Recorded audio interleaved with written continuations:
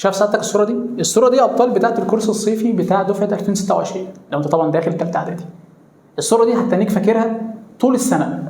ليه بقى؟ لان الحاجات اللي فيها هتخليك فارق عن ناس كتيره جدا جدا وهتوديك في حته ثانيه خالص. على فكره ابطال قبل ما نتكلم، الكورس ده ينفع عادي الاولى وثانيه، بس بالاخص ثالثه اعدادي، بالاخص ثالثه اعدادي. مستر هو الكورس ده عباره عن ايه بالظبط؟ يعني انا هستفيد ايه اصلا من الكورس ده لو انا داخل ثالثه اعدادي او اولى حتى او ثانيه اعدادي؟ تعالى دلوقتي مع بعض نتكلم بالتفصيل عن موضوع الكورس ده وازاي هيخليك فارق عن ناس كتير جدا وهيريحك طول السنه على فكره. يلا بينا دلوقتي نتكلم مع بعض بالتفصيل عن الكورس ده. يلا بينا. السلام عليكم ورحمه الله وبركاته حبايبنا في كل مكان، طلاب اولى وثانيه وثالثه اعدادي بالاخص في كل مكان، يا رب يكونوا بخير وحشين جدا. طلاب مصر كلها من اسكندريه لاسوان وحشين جدا. طيب يا ابطال، الفتره اللي فاتت ناس كتير جدا كلمتنا، طبعا اولياء امور كتير جدا وطبعا طلاب كتير جدا سالونا مستر فين الكورس الصيفي بتاع طلاب ثالثه اعدادي اللي انت كل سنه بتعمله ده؟ ايه موضوع اصلا الكورس ده وهتعمله امتى اصلا؟ والبدايه امتى؟ والحجز امتى؟ والسعر ايه؟ كل حاجه هنتكلم فيها دلوقتي بالتفصيل. ركز معايا بس رجاء يا ابطال، يا ريت لايك للحلقه دي او كومنت كويس ليها، لان في ناس كتير جدا سالت عن الموضوع ده، ممكن الحلقه ما تظهرش ليهم لو انت ما عملتش الكلام ده. يا ريت لايك كومنت كويس عشان يظهر لهم الحلقه دي. خلاص يلا بينا دلوقتي نتكلم مع بعض بالتفصيل عن الكورس. يلا بينا. اول سؤال يا ابطال، مستر البدايه امتى؟ البدايه يا شباب ان شاء الله هتكون يوم 6/7. يوم 6/7. مستر بس انا هكون بصيف في الميعاد ده الصراحه، هيكون عندي حاجات تانية. ما انا هقول لك دلوقتي الحلول وهقول لك كل حاجه دلوقتي خلاص، وهتريحك برضه وهتفهم كل حاجه وهتاخد الكورس وكل حاجه. ركز بقى معايا. يبقى البدايه يوم 6/7 ان شاء الله، دي اول حصه باذن الله. مستر معلش هي الحصص دي هتكون لايف ولا مسجل زي ما انت عودتنا قبل كده؟ لايفات بقى، مراجعات نهائيه، كل حاجه كانت لايفات. على فكره كنا عادي جدا بنسمع اللايف ده مسجل بعد كده. هل برضه الكورس ده هيكون كده ولا لا؟ بص بقى يا ابطال، الكورس ده السنه دي هيكون غير السنه اللي فاتت. ليه بقى؟ لان الكورس ده هيكون مسجل بجوده عاليه جدا كمان، مش هيكون لايف. ليه؟ اسباب كتير جدا بقى. في ناس بتصيف، في ناس مش بتحب تلتزم بميعاد معين بقى ولايفات وحوارات، فانا عارف الكلام ده، وطبعا عملنا استفتاء وحوارات كتير، فعشان كده الموضوع بتاع الكورس ده هيكون مسجل بجوده عاليه جدا جدا. وعلى فكره يا ابطال بعد كل 3 حصص او حصتين هنعمل لايف صغير للناس اللي حابه تحضر، ده اختياري يعني، انت عايز تحضره تمام. عندك سؤال ولا حاجه ممكن تسالنا لايف، ممكن تتكلم معايا عادي مش اي مشكله، او تريح دماغك وتبعت لنا على الواتس سؤالك واحنا بنرد عليك، فده تمام، ده تمام براحتك اللي انت عايزه يعني. تحضر معانا لايف اختياري براحتك، او تحضر معانا طبعا او تسال طبعا على الواتس يعني في اي وقت براحتك، معاك دعم فني 24 ساعه. يبقى الحصص مسجله وفي لايفات برضه للاسئله. طب يا مستر انا هستفيد من ايه؟ بص بقى معايا، ركز بقى معايا كويس جدا جدا في الحته اللي جايه دي. لو انت ثالثه اعدادي ركز معايا كويس جدا جدا جدا عشان انت شهاده بقى، واحنا عارفين ازاي نريحك في المنهج، فركز بقى معايا. هنتكلم دلوقتي يا ابطال عن الاستفاده والمحتوى في نفس الوقت. طيب اول حصه يا مستر هتكون ايه بالظبط؟ بص بقى يا شباب، الحصه الاولى يا ابطال محادثه. يعني محادثه، بص بقى، محادثه يعني الف ب محادثه، ثم نعلى شويه، ثم نجيب حاجات صعبه، ثم ازاي نعمل اسئله من غير اداه استفهام.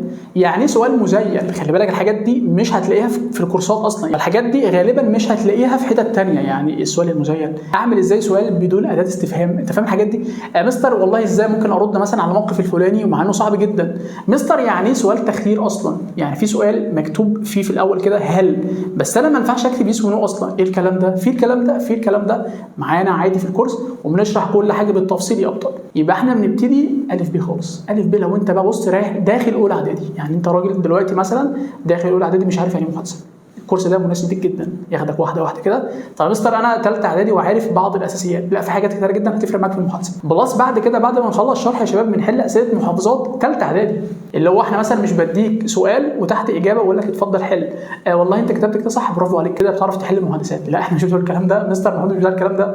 محافظات ثالثه اعدادي تحلها معايا بعد ما نخلص المحاضره الاولى دي. خلاص يبقى المحاضره الاولى ترجمه، في اخر المحاضره واجب محافظات ثالثه اعدادي محادثات تحلها الحصه اللي بعدها. فاهم الحته دي ولا لا؟ عشان دي مهمه جدا جدا جدا. طيب دي الحصه الاولى محادثه، تمام. الحصه الثانيه يا مستر هتكون ايه؟ الحصه الثانيه يا ابطال املاء فراغات، السؤال الثاني في الامتحان بالنسبه لطلاب ثالثه اعدادي. طبعا قبل ما اخش معاك في الحصه بقول لك هناخد النهارده، بعد كده بنقل على التابلت بالاجواء الصيفيه زي اللي سعادتك شايفها دلوقتي كده. الدنيا بتكون رايقه جدا جدا، وانا اصلا متعمد ان انا اجيب لك الاجواء دي، اجواء رايقه كده وبحر وحوارات، عشان تعرف ان الموضوع اصلا مش مستاهل حاجه، بس الفكره كلها التفاصيل والحاجات دي لازم تكون عارفها، بس ده اللي هيخليك فارق فعلا الناس كتير. بعد كده بنخش على الخاتمه بقى، او لو في اي حاجه مثلا في الحصه مهمه بتلاقيني طلعت لك كده بقول لك خلي بالك في جزئيه هنا مهمه ركز فيها، فانت كده كده وانت بتتفرج على الحصه انا معاك برضو، يعني تلاقيني كل شويه بطلع خلي بالك من الحته دي عشان الحته اللي جايه دي مهمه وهكذا يعني. في الاخر خالص بختم معاك الحصه. يبقى الحصه الثانيه هتكون السؤال الثاني في الامتحان املاء الفراغات، نحل الاول الواجب القديم بتاع المحادثات، مش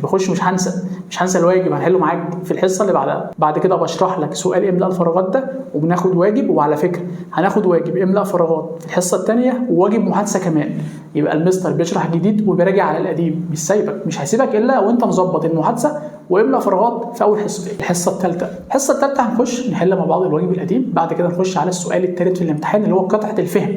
قطعه الفهم يا شباب بتعمل مشاكل ناس كتير جدا، بس الحمد لله الحل بتاعها معانا في الكورس ده، وهنحل مع بعض اسئله محافظات. مش هجيب لك حاجات بتاعه اولى اعدادي، ثالثه اعدادي، هحل معاك محافظات ثالثه اعدادي بعد ما اشرح لك الاساسيات واقول لك لازم تعمل كذا ولازم تعمل كذا ولازم تعمل كذا، عشان لما تتعرض للقطع لا المستر ما كانش بيشتغلني الصراحه، واقعي جدا، قال لي كل حاجه بالتفصيل، مش بيقول لي حاجات سطحيه، لا كل حاجه بالتفصيل عشان ما تتصدمش من حاجه انت شفتها مثلا مش عارفها. مفيش الكلام ده معانا، مفيش الكلام ده معانا، اي سؤال هنمسكه من الالف للياء بس. بعد كده ابطال نخش على جرامر بقى، حصتين 2 جرامر مهمين جدا جدا. هنشرح يا شباب جرامر مهم، هنشرح برضو حاجات فرعيه، في برضو بعض الحاجات الفرعيه كده، مهارات خاصه بالجرامر هنشرحها مع بعض في الحصتين اللي بعد كده. بعد كده ابطال نخش على السؤال الاخير في الامتحان اللي هو ايه الباراجراف. ايه يا مستر الباراجراف ده بقى، وهل هيتغير او يعني هو شبه تانية اعدادي كده؟ لا مختلف تماما.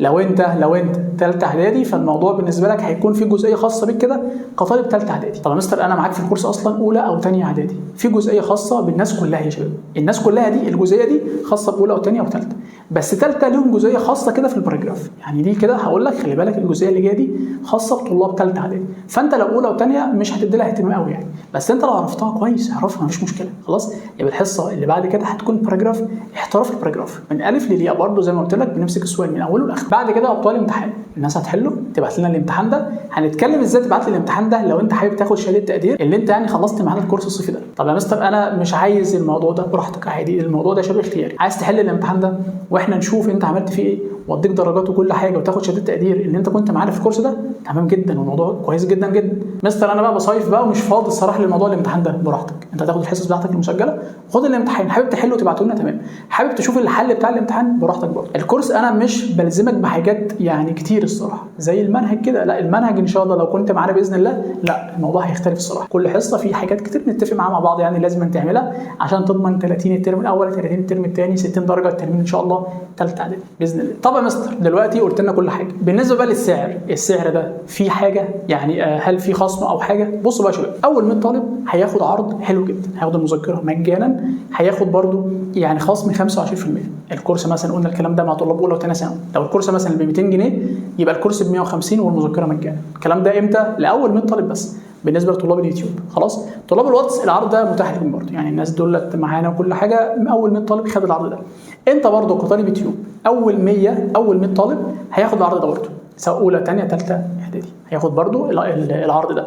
بعد كده لو ال 100 اكتملوا غالبا في يومين 2 هيخلصوا الموضوع ده، يعني يوم بالظبط 24 ساعه هيكون ال 100 طالب دول، او يومين 2 يا سيدي هنمدها شويه حتى لو اكتمل ما عنديش مشكله، يومين 2 بالظبط بعد الحلقه دي العرض ده هيكون متاح. بعد كده لا الموضوع هيتغير تماما بقى، وهنبتدي بقى ايه، لا العرض خلص خلاص تمام كده. بس دلوقتي لو انت ناوي ان شاء الله تيجي معانا وتاخد معانا التجربه المهمه جدا جدا دي، كلم رقم الواتس دلوقتي واحجز قبل اكتمال ال 100 طالب عشان العرض ده يعني تستفيد بيه. بس كده، اشوفكم ان شاء الله ابطال على خير. كان معاكم مستر محمود عبد العزيز، والسلام عليكم ورحمه الله وبركاته.